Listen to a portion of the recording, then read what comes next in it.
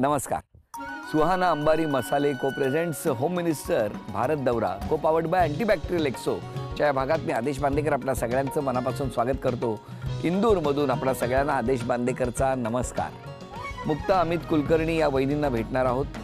Sai enclave या ठिकाणी या राहतात इंदूरमध्ये. या कुलकर्णी कुटुंब वाट बघतंय, त्यांना बोलतं करूया.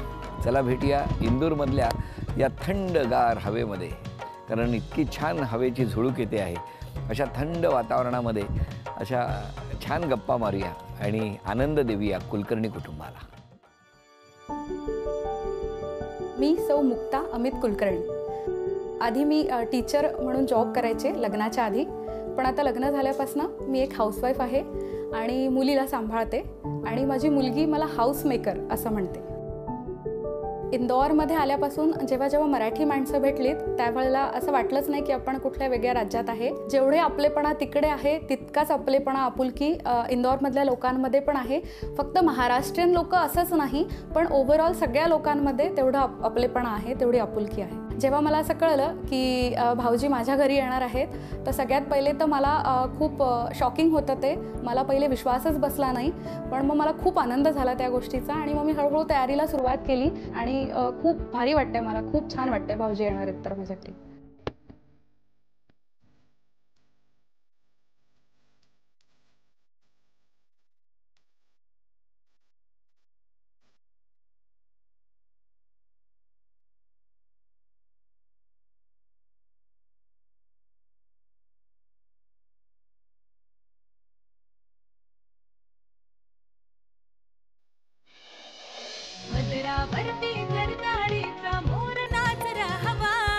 काही दिशांना आता पसरू दे गंध मराठी नवा.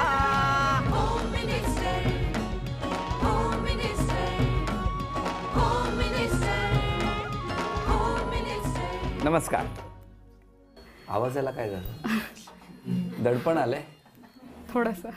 निघू? पहिलीच पण नाही, जास्त वाढेल दडपण, तसेच निघून गेलात तर. नमस्कार. नमस्कार. कुठलं बालपण तुमचं?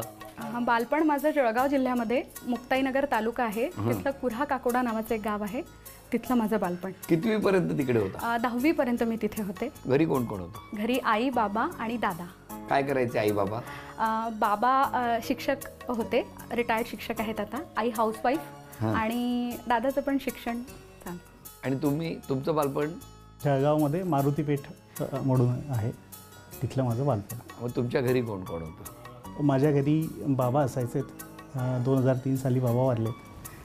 आई आहे आणि 2 बहिणी असायच्या. मग तुम्ही तिकडे कितवीपर्यंत होता? मी जळगावला 7वीपर्यंत शिकलो.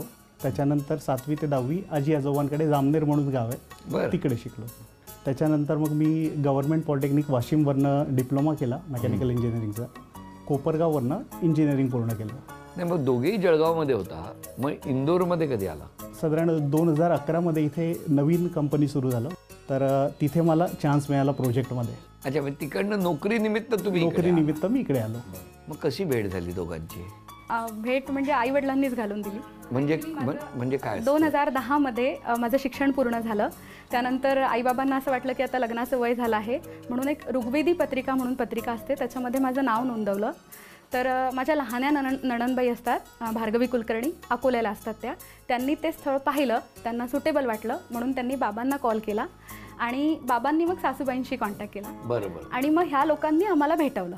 आठवतोय तो दिवस? आज या प्रसंगाने ते सगळे दिवस आठवणं म्हणजे आता तो सुखद धक्का वाटतो. अच्छा, मला टेन्शन आलं. आजच्या या प्रसंगाने तो दिवस आठवतो, नंतर तुम्ही पॉज घेतला. तो का दिवस मला आठवायला लावताय असं म्हणता की काय होतं त्या दिवशी? खरं तर त्या दिवशी हे सगळे लोक येणार म्हणून जामनेरला सगळेजण जमलेत आणि जसा दाखवण्याचा कार्यक्रम असतो त्या प्रकारे कार्यक्रम झाला. आणि जसं मुलाला आणि मुलीला थोडा वेळ देतात एकांतात बोलण्यासाठी, तसा आम्हाला वेळ मिळाला.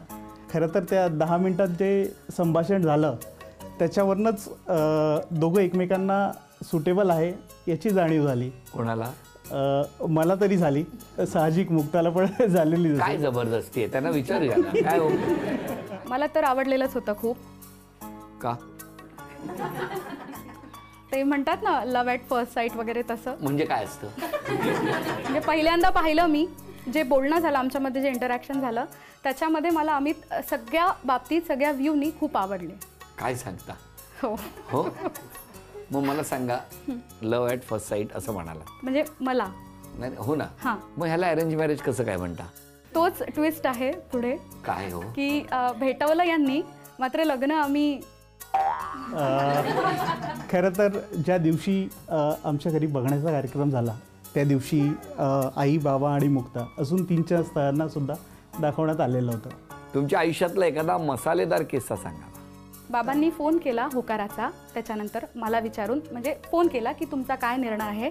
तर त्यावेळेला सासूबाईंचं असं उत्तर होतं की आम्ही थोडासा विचार करतो आहे, तर आम्ही तुम्हाला कळवतो थोड्या दिवसांनी. मग तो फोन ठेवल्यानंतर बाबांचं असं थोडं हे झालं की एकतर हो असतं पसंत असलं तर, किंवा नाही असतं. तर त्यांनी थोडा वेळ विचार करतो असं म्हटलं, म्हणजे कदाचित त्यांची पसंती आहे की नाही आपल्याला माहिती नाही. आणि बाकीचे जे स्थळं दाखवले होते ते पण आम्हाला थोडे सुटेबल वाटले होते व्यवस्थित. मग बाबांनी मला विचारलं की तुला जर योग्य वाटत असेल तर आपण दुसरीकडे कुठे होकार देऊया का. म्हणून मग मी पण बाबांना थोडं म्हटलं, मनातून नाराज होते, बाबांना ते माहिती नाही, मी त्यांना दाखवलं पण नाही, पण तरी मी म्हटलं की ठीक आहे आपण होकार देऊन देऊयात. असं करून तिथे होकार दिला गेला. लग्न ठरलं, लग्नाची बोलणी झाली, साखरपुड्याची तारीख निघाली, कार्यालय ठरलं, असं सगळं तिथे ठरलं. आणि मग कुठेतरी मनात मला पाल चुकचुकत होती की काहीतरी चुकीचं होतं आहे, आपण एकदा काही विचारूया का. थांबा, काय झालं तेव्हा? खरं तर त्या दरम्यान जे आम्ही 10 मिनटं भेटलेलो त्याच्यानंतर आमचे मोबाईल नंबर एक्सचेंज झालेले. आमच्या दोघांमध्ये तेव्हा संवाद सुरू झालेला होता. पण मग नंतर मग झालं कसं? मग झालं असं की यांनी सहज एक दिवस बोलता बोलता मला विचारलं की नेमकं कुणाशी तुझं लग्न ठरलं आहे. आणि कोइन्सिडेंटली ते स्थळ पण जळगावचंच होतं. तर मी यांना सगळं सांगितलं की असा मुलगा आहे, वेल सेटल्ड आहे, वेल एज्युकेटेड आहे वगैरे. मग ते कुठेतरी खदखद यांना पण होतच होती. म्हणून मग त्यांनी थोडी छानबीन केली आणि मग त्यांनी सांगितलं की काहीतरी चुकतं आहे कुठेतरी, कारण त्या मुलाचं वय जे तू मला सांगते आहे ते खरं नाही आहे, तो मुलगा त्यापेक्षा कितीतरी वर्षांनी मोठा आहे. मग ही गोष्ट मी दादाशी, मला बाबांना डायरेक्टली बोलायला थोडंसं हे वाटलं की कसं बोलू, म्हणून मी ती गोष्ट दादाशी बोलली की असं असं आहे तर आपण काय करायचं. मग दादानी त्याची पूर्ण छानबीन केली आणि त्याच्यातून हे क्लिअर झालं की त्यांनी आम्हाला फसवलं होतं, जन्मतारीख चुकीची सांगितली होती. चला, कहाणी में ट्विस्ट. कहाणीमध्ये आणि या म्हणजे मला जे हवं होतं ते आपसुकच जुळवून आलं. मग काय झालं? आणि ह्या सगळ्यामध्ये महत्त्वाचा असणारा दादा हा तेव्हा नेमका साऊथ आफ्रिकेत गेलेला होता आणि तिथून तो हे सगळे सूत्र हे करत होता. पण एवढं होऊनही पूर्ण चालणार नव्हतं. आता पाळी होती ती माझी. इथे इंटरव्हल झाला. इथे इंटरव्हल झाला पिक्चर. चला, पिक्चरचा इथे इंटरव्हल झाला. नाही, पिक्चर बघतोय असंच वाटतंय की नाही बाकीच्यांना? पुन्हा मला माझ्या घरी अप्रोच करायचा होता की मुक्ताचं जे आपण अप्रोच केला होता आणि ते स्थळ बोलणं थांबलं आहे. मग माझ्या ज्या ताई असतात दोघं, जसं इनी दादाला केलं तसं मी ताईंना कम्युनिकेट केलं की असं असं आहे ताई आणि माझी इच्छा आहे त्या मुलीशी लग्न करायची. मग ताईंच्या थ्रू आईला सांगितलं. आईंना सांगितलं आणि आईला पण मुक्ता त्यावेळेस आवडलेलीच होती, पण आमच्याकडनं थोडासा उशीर झाला त्यामुळे हा सगळा नाट्यमय प्रवास झालेला होता. लग्नाच्या बाबतीत वेळ घालवू नका. आज मला असं वाटतंय की कदाचित माझं होम मिनिस्टरमध्ये सिलेक्शन व्हायचं होतं, म्हणून देवानी त्यावेळेला तो गोंधळ घडवून आणला, नाहीतर हा माझं सिलेक्शन झालं नसतं. देवा, काय रे देवा, खरंच आहे. पण कसं कसं त्याशिवाय योग असतात, कदाचित खरं आहे. काय मस्त असतं ना सुखी संसाराची, काय काय म्हणजे रहस्य असतात, तसं हे रहस्य आहे. म्हणजे आता या दोघांनी त्यामध्ये इतकं छान आनंद सामावलेला आहे या सगळ्यामध्ये. तुम्हा दोघांनाही शुभेच्छा. पण एक आव्हान आहे आत्ता. आम्ही ना घरात काही चिठ्ठ्या लपवून ठेवल्यात आणि एक एक चिठ्ठी शोधत तुम्हाला चांदीची अन्नपूर्णा घेऊन यायची आहे 1 मिनिटात. तुमची वेळ सुरू होते आत्ता. चहापेक्षा किटली गरम.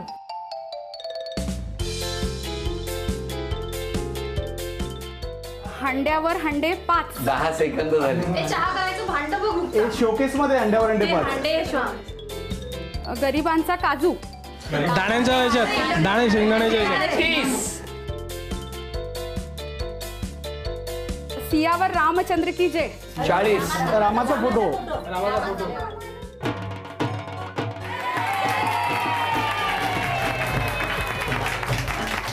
ही चांदीचं नाणं तुम्हाला मिळालं, अभिनंदन. हा चांदीचा कुंकवाचा करंडा मिळाला, अभिनंदन. ही चांदीची तुळस तुमच्या घरात आली, अभिनंदन. आणि चांदीची अन्नपूर्णा सुद्धा तुम्हाला मिळाली, अभिनंदन. सुहाना अंबारी मसाले यांच्याकडून ही भेटवस्तू. तो माईक पटकन जरा वहिनींकडे द्या. ॲक्च्युली आम्ही नणंद भावजया कमी आहेत आणि मैत्रिणी जास्त आहेत. आणि दुसरी गोष्ट अशी की माझ्या ज्या काही हौशी झाल्या त्या तिच्यामुळे, आणि जेवढी सुखात सहभागी होती तेवढीच दुःखातही होती. मागच्या वर्षाला म्हणजे जरा खूप मोठा आघात झाला होता, तेव्हा खंबीरपणे पाठीशी माझी नणंदबाई उभी होती.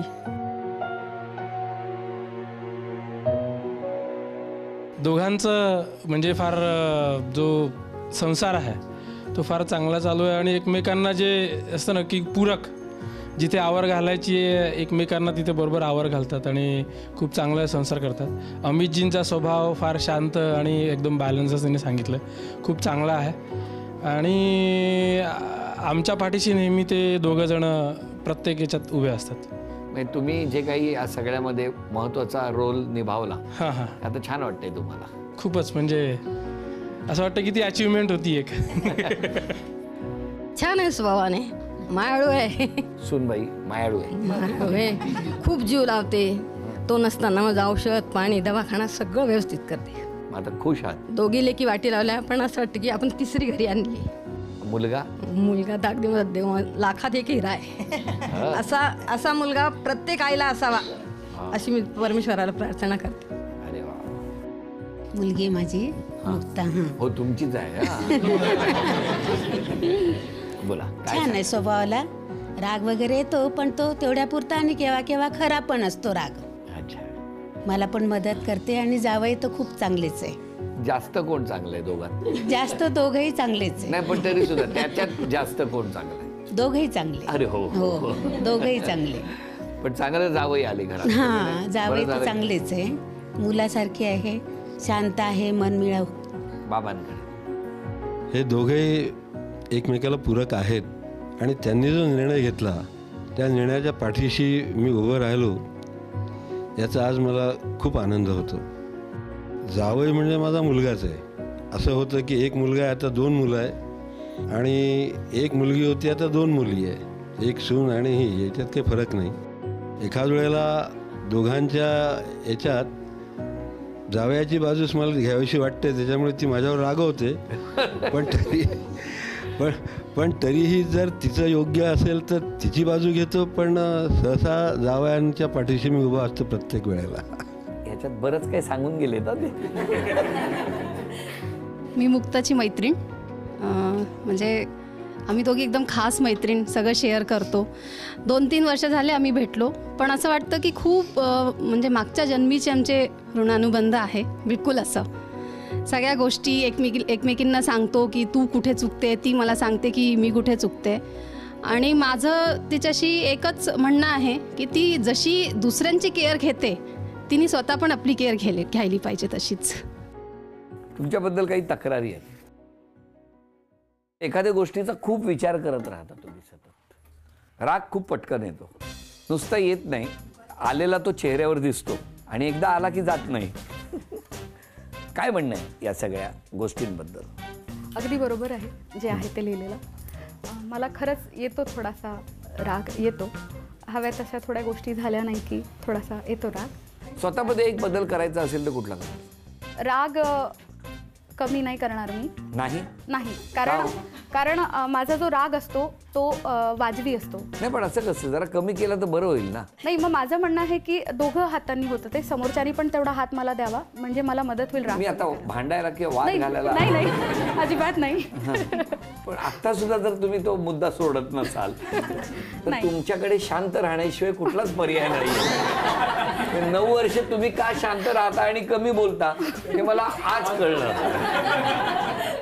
पण दोघांनाही खूप शुभेच्छा. आता एक छोटासा खेळ आहे. या खेळात दोघांनी मिळून चित्र काढायचं आणि चित्र काढून ते इतरांनी ओळखायचं. तुम्हाला किती बक्षीस मिळणार बघूया.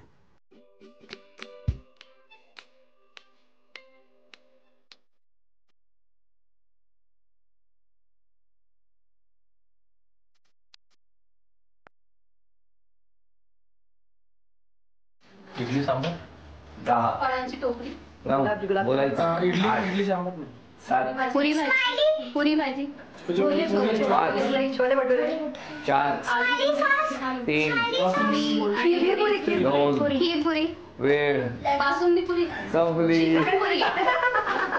वेळ संपल्यावर सांगितलं श्रीखंडपुरी.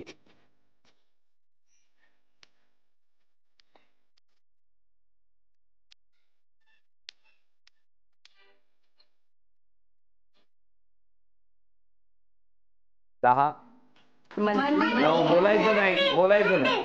8 मंदिर, 7 ऍक्टिंग 6 मंदिर, 5 बोलू नका.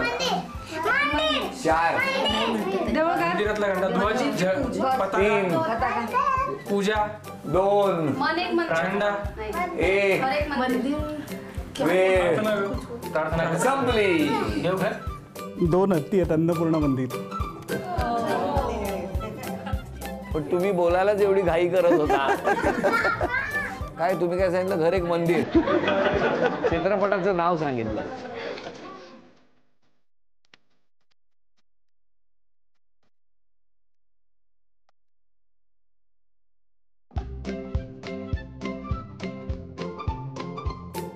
कांदा, अभिनंदन.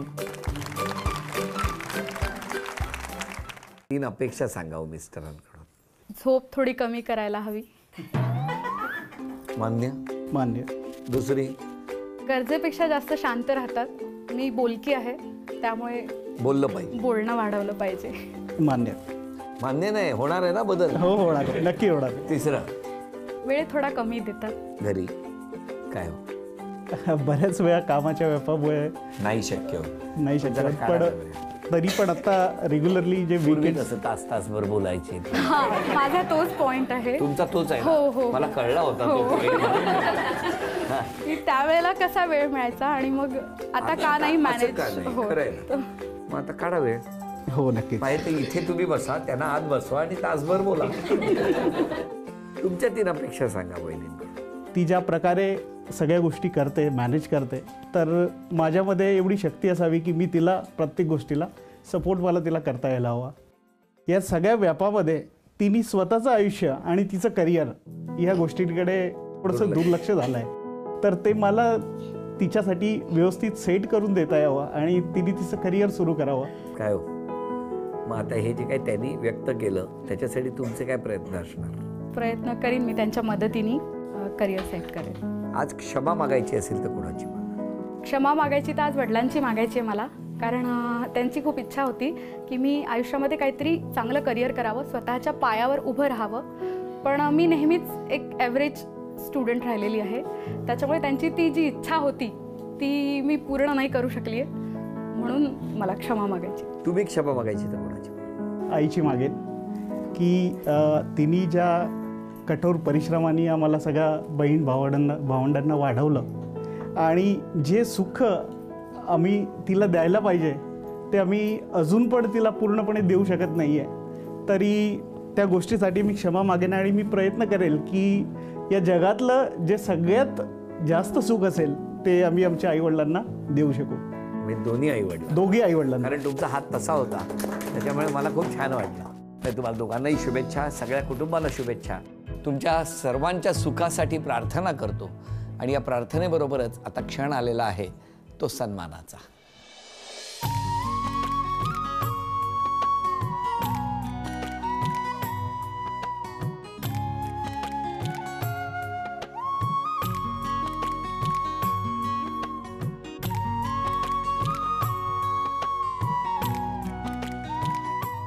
झी मराठीकडून ही भेटवस्तू तुमच्यासाठी.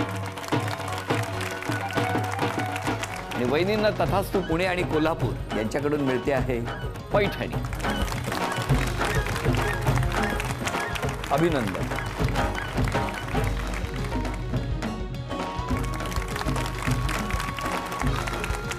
झी मराठीकडून ही आजची आठवण तुमच्यासाठी. या दोघांनाही शुभेच्छा देऊया, सगळ्या कुटुंबाला शुभेच्छा. आणि आजचा भाग इथेच संपवूया. पुन्हा भेटूया अशीच एक पैठणी घेऊन होम मिनिस्टरच्याच पुढच्या भागात. नमस्कार.